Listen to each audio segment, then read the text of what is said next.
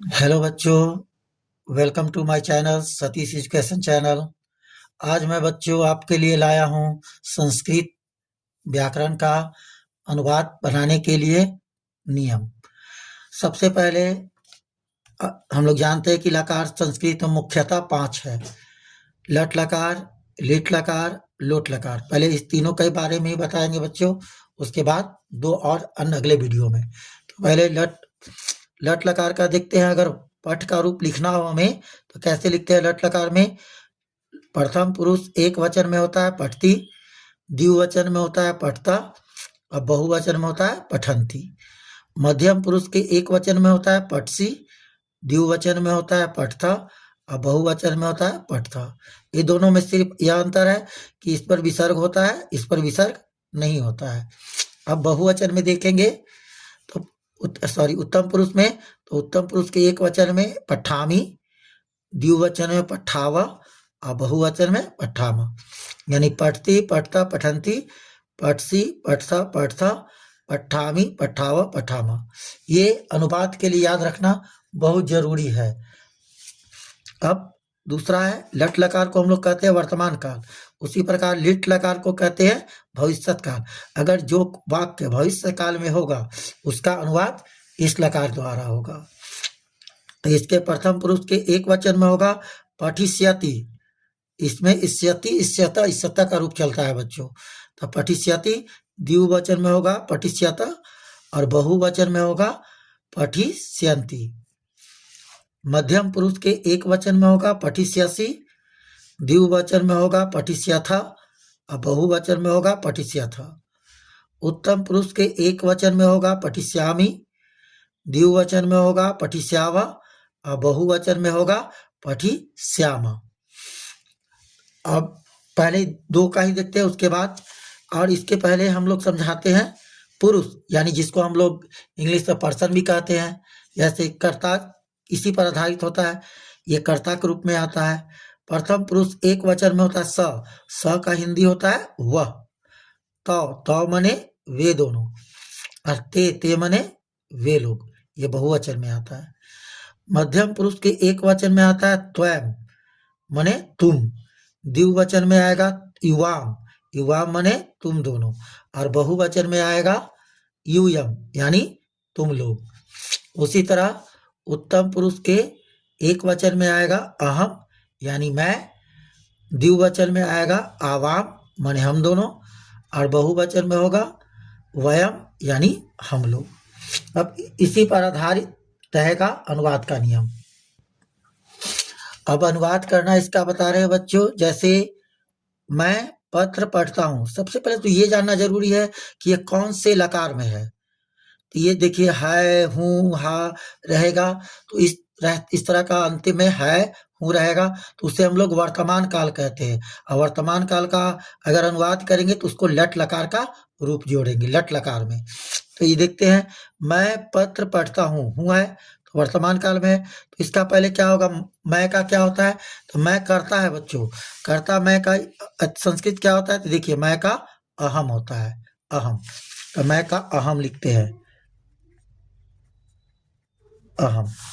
अब पत्र को पढ़ता हूँ, यहाँ पत्र आया तो पत्र का पत्रम हो जाएगा, पत्रम, म में हलंत लगेगा, पत्रम। पढ़ना का जैसा कि हम लोग जानते हैं कि पठ धातु होता है, तो पढ़ना का पठ होता है।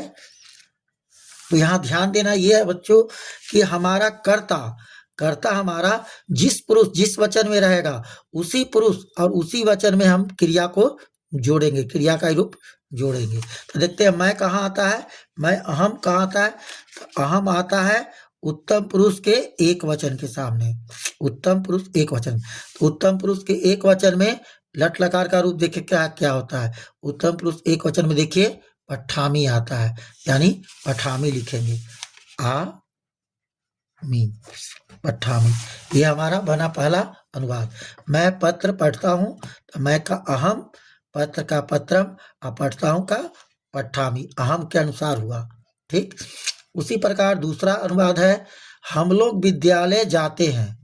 तो हम लोग का क्या होता है बच्चों, तो देखिए हम लोग का है ये, हम लोग का वयम होता है, वयम, वयम लिखते हैं हम लोग का। वयम। विद्यालय को जाते हैं तो विद्यालय का विद्यालयम हो जाएगा। जाना का गच्छ होता है बच्चों, गच्छ लिख दिए। अब इसमें क्या जुटेगा, तो वयम देखिए कर्ता हमारा कौन पुरुष कौन वचन में है, तो कर्ता उत्तम पुरुष के बहुवचन में है। देखिए उत्तम पुरुष के बहुवचन में, तो उत्तम पुरुष के बहुवचन में जोड़ेंगे, देखते हैं क्या आता है, पट्ठाम। तो पठ के छोड़ करके इसमें क्या ज्यादा जुटा है, आम, तो आमा इसमें जोड़ेंगे, गच्छ में आमा जोड़ेंगे, गच्छामा हो जाएगा। यानी वयम के अनुसार आमा जुटा है, गच्छामा। इसका अनुवाद हुआ हम लोग विद्यालय जाते हैं का वयम विद्यालयम गच्छामः। अब अगला अनुवाद है वह घर जाता है, वह घर जाता है। इसका क्या होगा, वह का, तो वह का देखिए बच्चों, वह प्रथम पुरुष एक वचन में आता है, वह का संस्कृत होता है स लिखते हैं। घर को जाता है तो घर का होगा गृहम। ये म कैसे जुट रहा है बच्चों, ये मैं को के लिए जुट रहा है, ये द्वितीय विभक्ति है इसलिए इसमें म जुट रहा है। इसका कारक प्रकरण जब बताएंगे उस समय आपको ये समझ में अच्छी तरह से आएगा। अभी इतना ध्यान रखिएगा कि द्वितीय विभक्ति में म जुटता है, कर्म को है तो म जुटा। जाना का फिर गच्छ, अब स के अनुसार गच्छ में क्या जुटेगा, स देखिए बच्चों कहाँ आता है, प्रथम पुरुष एक वचन में, तो प्रथम पुरुष एक वचन में इसका क्रिया जोड़ेंगे तो पठती होता है, तो इसमें पठ को छोड़कर ती ज्यादा जुटा हुआ है, तो इसमें ती जोड़ेंगे तो गच्छति हो जाएगा। यानी स गृहम गच्छति, वह घर जाता है। अब अगला है राम पुस्तक पढ़ता है, इसका अनुवाद क्या होगा, राम का राम। देखिए बच्चों अगर कोई आकारांत नाम होगा तो आकारांत के लिए जो रहेगा नाम वो लिख करके और खाली दो गो विसर्ग बिंदु जोड़ दीजिएगा, यानी विसर्ग जोड़ दीजिएगा तो उसका संस्कृत हो जाता है। तो राम पुस्तक को पढ़ता है तो पुस्तक का पुस्तकम, पुस्तकम पढ़ना के पठ। अब देखिए रामा कहाँ आएगा, तो रामा वह में वही आएगा, यहाँ वह है एक वचन है इसलिए प्रथम पुरुष के एक वचन में यहाँ पर रामा आएगा, कोई भी नाम। तो एक पुरुष के एक प्रथम पुरुष के एक वचन में क्या जुटता है, तो प्रथम पुरुष एक वचन में ती जुटता है, ती जोड़ेंगे। रामा पुस्तकम पढ़ती, यानी राम पुस्तक पढ़ता है हुआ। अगला सीता बाजार जाती है, तो सीता का भी सीता होगा। देखिए बच्चों ये भी नाम है मगर इसमें विसर्ग नहीं जोड़ेंगे, क्यों, क्योंकि ये स्त्रीलिंग आकारांत है, आकारांत में नहीं जुटता है, आकारांत में सीता का सीता ही हो जाएगा। बाजार का अपनिकम होता है, अपनिकम,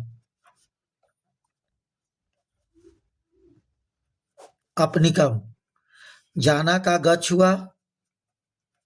अब सीता के अनुसार क्या जुटेगा, तो जिस तरह राम के अनुसार ती जोड़े तो सीता के अनुसार भी ये नाम है तो नाम में ती जोड़ेंगे। तो सीता अपनिकम गच्छति, सीता बाजार जाती है। ये सब बच्चों वर्तमान काल का रूप है, इसमें हम लोग सिर्फ वर्तमान काल का पढ़ रहे हैं। सबके देखिए अंत में है, हूँ, है, ये सब आया है। अब अगला है तुम रामायण पढ़ते हो, तो तुम का क्या होता है, तो देखिए बच्चों मध्य पुरुष एक वचन में आता है तुम का त्वयम होता है, त्वयम, तो तुम का त्वयम लिखते हैं, त्वयम। रामायण पढ़ते हो तो रामायण का रामायणम, रामायणम पढ़ना के पठ। अब तुम के अनुसार क्या जुटेगा, करता है यहाँ तुम कहाँ, मध्यम पुरुष के एक वचन का है, तो मध्यम पुरुष एक वचन में देखते हैं क्या आता है, मध्यम पुरुष एक वचन में सी आता है, पठ सी, यहाँ सी जोड़ेंगे, पठ सी, यानी त्वयं रामायणम पठ सी, तुम रामायण पढ़ते हो। अगला है वे लोग घर जाते हैं, इसका क्या होगा, तो वे लोग का क्या होता है, तो देखिए वे लोग का ते होता है, ये प्रथम पुरुष के बहुवचन में आता है, वे लोग का ते, तो वे लोग का अनुवाद संस्कृत लिख दिए ते। घर को जाते हैं, घर का फिर गृहम होगा, गृहम। को के अनुसार म लगा, जाना के गच्छ। अब ते का वे लोग के अनुसार क्या जुटेगा इसमें, तो वे लोग जो आता है प्रथम पुरुष के बहुवचन में, तो प्रथम पुरुष के बहुवचन में यहाँ देखेंगे तो आमा आता है, आमा। सॉरी बच्चों, प्रथम पुरुष के बहुवचन में, प्रथम पुरुष यहाँ है, प्रथम पुरुष के बहुवचन में अंति होता है, अंति। गच्छन्ति, गच्छन्ति ये हो गया। वे लोग घर जाते हैं, ते गृहम गच्छन्ति। अब मैं कलम से लिखता हूं, मैं कलम से लिखता हूं, तो मैं का अहम हो गया, कलम से का कलमेन होगा, कलमेन। चाहे लेखनी भी लिख सकते हैं, लिखना के लिख। अब अहम के अनुसार क्या लगेगा, तो अहम देखते हैं उत्तम पुरुष के एक वचन में आता है, तो उत्तम पुरुष के एक वचन में आता है आमी, आमी जुटेगा, तो लिखा मी हो जाएगा, लिखा मी। अब अगला है संस्कृत, अगला क्या है, वह विद्यालय से आता है, वह विद्यालय से आता है, तो वह का स हो जाएगा, विद्यालय से विद्यालय का विद्यालय होगा। देखिए बच्चों, ये दोनों में से आया है, इसमें से जो है करण कारक है, तृतीया विभक्ति है, इसलिए यहाँ कलमेन लिखा, कलमेन। लेकिन यहाँ विद्यालय से आता है, यहाँ विद्यालय से जुदाई हो रहा है, यहाँ पंचमी विभक्ति है, तो बालक शब्द रूप में पंचमी विभक्ति में देखिएगा एक वचन में तो आत आता है, आत, तो यहाँ लिख दिए विद्यालयात, विद्यालय में आत जोड़े विद्यालयात। आना के आगच्छ होता है, आ गच्छ, तो वह के अनुसार क्या जुटेगा, स के अनुसार ती जुटता है, ती, स के अनुसार ती जुटता है, तो स विद्यालयात आगच्छति, वह विद्यालय से आता है। यह राम का विद्यालय है, यह का इदम होता है, राम का, तो राम का राम हुआ। ये का कौन से कारक है, तो ये कर्ता ने कर्म को कर्ण से संबंध काके की आएगा बच्चों, यानी षष्ठी विभक्ति में आएगा संबंध काके की, तो बालक शब्द रूप देखिएगा उसमें षष्ठी विभक्ति में स्य आता है एक वचन में, स्य, तो रामस्य हो गया, का के लिए आधा स य, रामस्य। विद्यालय है, विद्यालय का विद्यालय,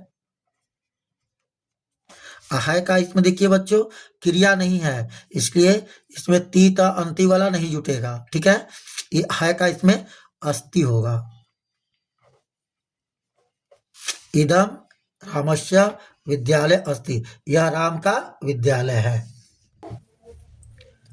आज के वीडियो में सिर्फ वर्तमान काल का ही पढ़ाए हैं बच्चों, नेक्स्ट अगले वीडियो में आपको भविष्य काल का अनुवाद पढ़ाएंगे। तो इसके आज के लिए इतना ही। जय हिंद, धन्यवाद।